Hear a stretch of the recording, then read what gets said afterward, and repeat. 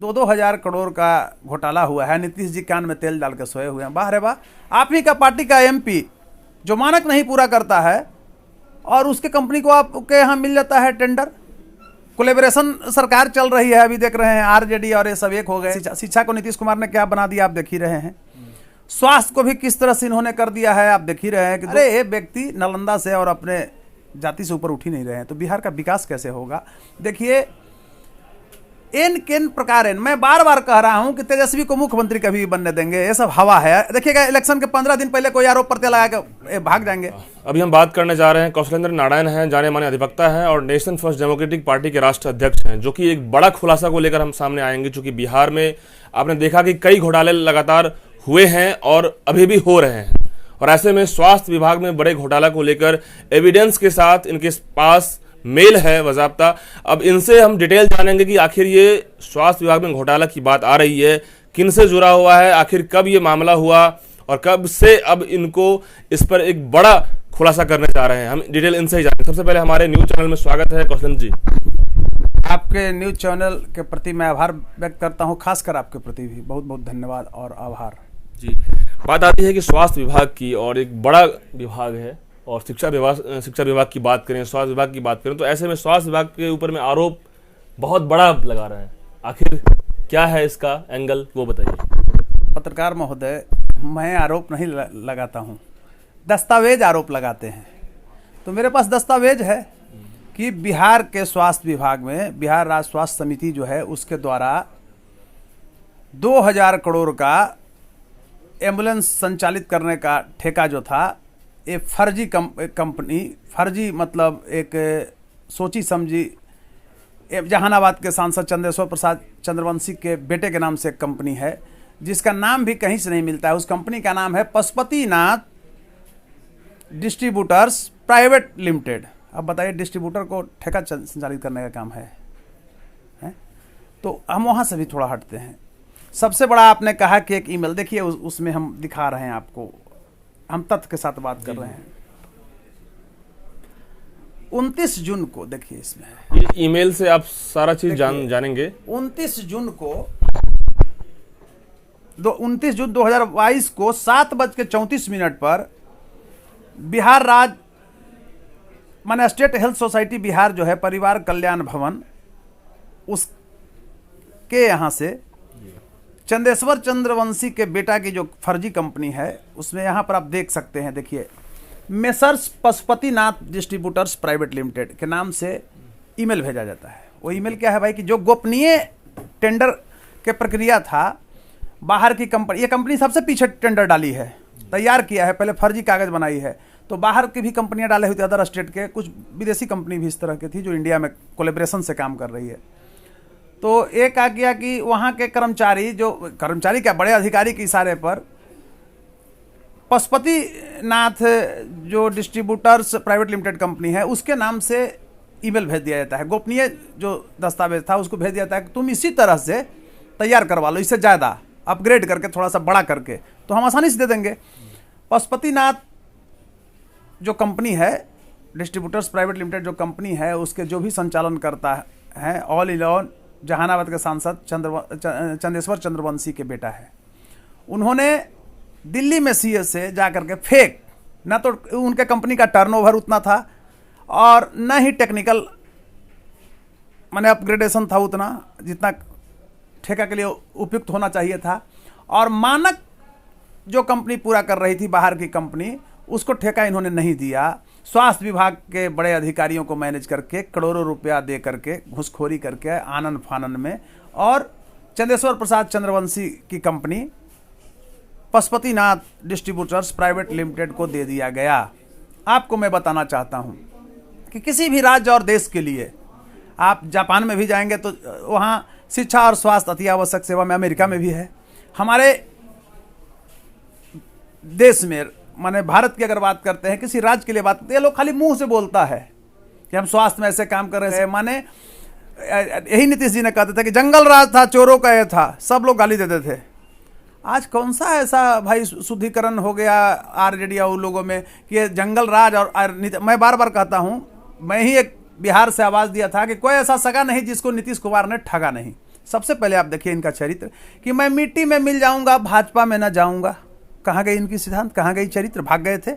वहां से कहते थे, यही तेजस्वी को बोले थे, देखिए नीतीश जी को व्यक्तिगत मैं बहुत सम्मान करता था भाषा के चलते कि फुहर नहीं थे, लेकिन इधर 1 साल से इतना घृणित कार्य कर रहे हैं।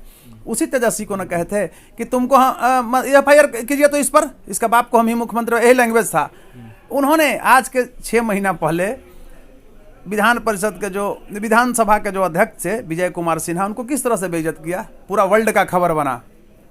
असंसदीय भाषा का उपयोग। अभी देखिए 4 दिन पहले अपोजिशन लीडर को, ही विजय सिन्हा अब अपोजिशन लीडर हैं, उनको तुम ताम कर रहे हैं। तो भाई अब तो जो अपराधी माननीय हो गया था, आपसे छुपा हुआ नहीं है। बिहार में बहुत सा अपराधी जिनको कहीं और जाना था उनको माननीय हो गए। तो आज मैं एक चीज़ बता रहा हूँ खुल के आपसे कि उन लोगों को ये क्या किए बताइए, पीछे छोड़ दिए। जहाँ के मुख्यमंत्री ही इस तरह से बात कर रहा है तो हम और आप क्या कर सकते हैं बताइए, हैं? तो क्या इस फर्जी कंपनी और जो घोटाला है 2000 करोड़ का जो आप बात कर रहे हैं, इस घोटाले में नीतीश कुमार जिम्मेदार हैं? पूरा जिम्मेवार है, पूरा। अच्छा ये बताइए, राज्य के आप मुखिया हैं, आपके यहाँ घोटाला हो रहा है और जिम्मेवार कैसे नहीं है, कैसे नहीं जिम्मेवार हैं, हमको ये बताइए।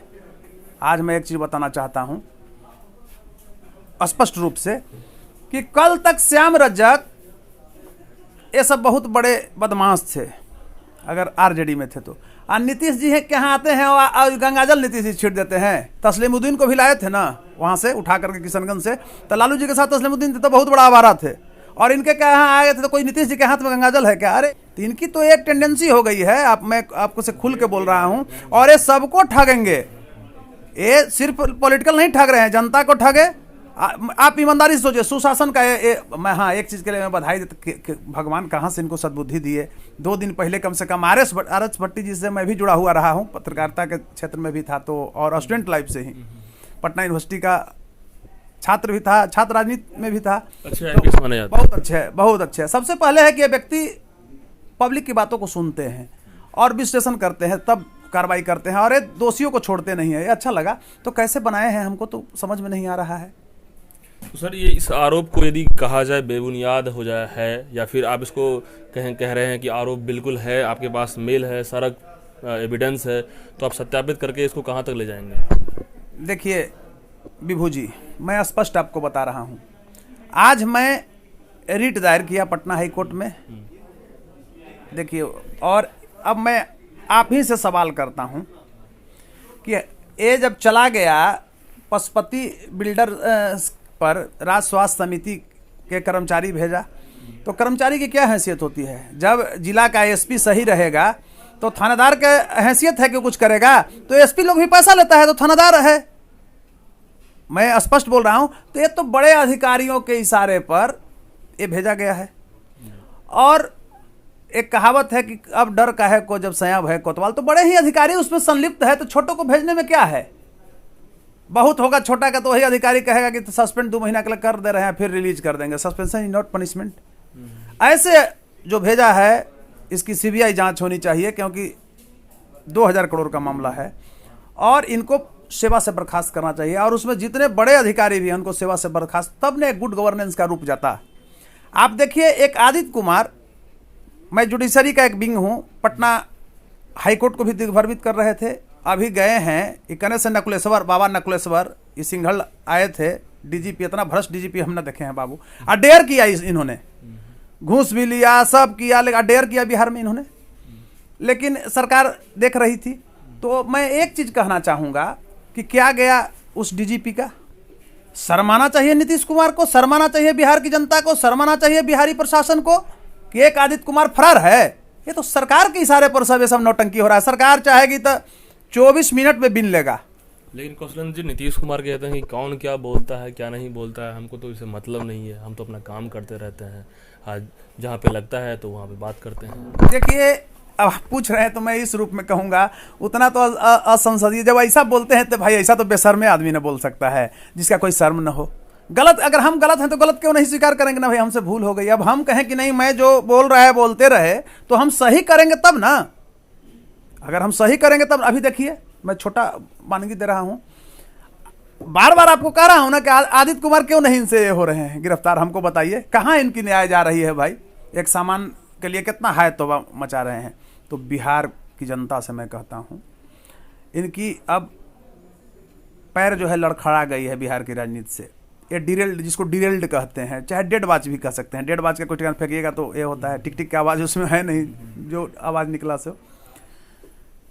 मैं कह रहा हूं जनता की तरफ से, नेशन फर्स्ट डेमोक्रेटिक पार्टी की तरफ से, कि हमने तुमको चाहा था नीतीश कुमार, यह थी मेरी मेहरबानी, अब की धूल चटा ही दूंगा, बिना किए नादानी नीतीश, खाली करो सिंहासन। ये बिहार की स्थिति क्या है, और इससे आपको साफ स्पष्ट लग रहा होगा क्योंकि एविडेंस के साथ और इनके पास जो मेल है, इससे पूरा चीज़ ये बताए हैं कि बिहार स्वास्थ्य विभाग में चल क्या रहा है। और ऐसे में यदि 2000 करोड़ का घोटाला होता है तो कहीं ना कहीं बिहार की जनता अब क्या सोचेगी। सत्ता और सत्ता से पहले जो विपक्ष हैं, विपक्ष क्या कर रहे थे, और तमाम तरह की जो बातें आती है कि घोटाला पे घोटाला, सृजन घोटाला, चारा घोटाला, और अब ये स्वास्थ्य विभाग का घोटाला, इसको लेकर अब क्या मुहिम होना चाहिए और इस पे ट्रांसपेरेंसी के साथ कितना आवाज़ उठनी चाहिए। और इनका जो आवाज़ है ये बुलंद होकर के यदि इन चीज़ों को इन्वेस्टिगेशन के साथ यदि काम करते हैं तो निश्चित रूप से सत्ता के जो शीर्ष पे बैठे हुए